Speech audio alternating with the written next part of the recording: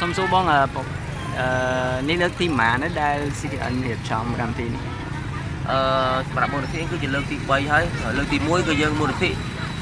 ជួយទៅដល់កុមារដែលយើងដែលព្យាបាលជំងឺនៅមន្ទីរពេទ្យកសិដ្ឋាយុទ្ធនាការរកថវិកាជួយដល់មន្ទីរពេទ្យកសិដ្ឋាលើកទី2គឺយើងយុទ្ធនាការកាបូបនៃក្តីសង្ឃឹមហើយនេះគឺជាលើកទី3គឺយុទ្ធនាការ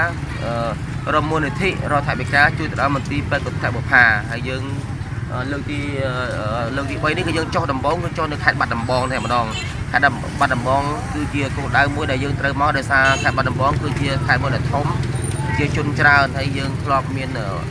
មកសាមុននោះគឺយើងបានទទួលថវិកានៅក្នុងខេត្តបាត់ដំបងក្នុងការរៃអង្គាសថវិកានៅក្នុងមួយថ្ងៃនោះយើងរកបានជាង$8,000 $9,000បាទសម្រាប់លើកនេះដែរមានបានមិនខេត្តដែរបងយើងទៅធ្វើខេត្តនេះដំបងគេបំផុតខេត្តបាត់ដំបងមុនទេហើយក្នុងការយុទ្ធនាការជួយដល់មន្ទីរពេទ្យកសិដ្ឋានេះមិនមែនការបរិច្ចាគបានដោយសារការយើងដើររៃអង្គាសតាមខេត្តតែមួយមុខទេគឺយើងអាចជាលក្ខណៈផ្ញើតាមវិញផ្ញើតាមសេលខាផ្ញើតាមធនាគារអីមានច្រើនណាបាទយើងមើលទូ CTN តែពីផ្សាយរត់អីរកការចំណាយដេកពួនរកការចំណាយហូបចុកចំណាយទិញទឹកហូបគឺជាការចំណាយរបស់ CTN គឺអត់មានប៉ះពាល់ថវិការបស់មូលនិធិសំបីតែ100ទេបាទនេះកម្រងចេញពីបាត់ដំបងថ្ងៃណាដែរបងចេញទៅថ្ងៃស្អែកចេញពីបាត់ដំបងបាទ